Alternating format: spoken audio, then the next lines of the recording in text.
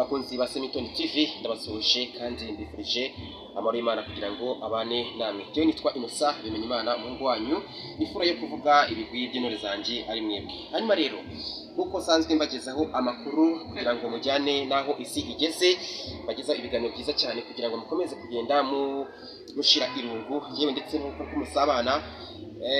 Nifuje no kuba nabagezaho ahantu rwose mushaka mwahahira imyambaro, inkweto n'ahandi. Ni hano mu mujyi wa Huye mu nyubako y'ingenzi muri etage ya kabiri bayita Papa Diane.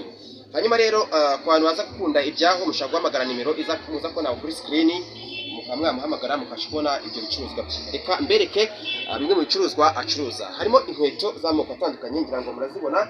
Ni inkweto nziza cyane ushaka kwambara rwose ukaberwa ahantu hose ugiye.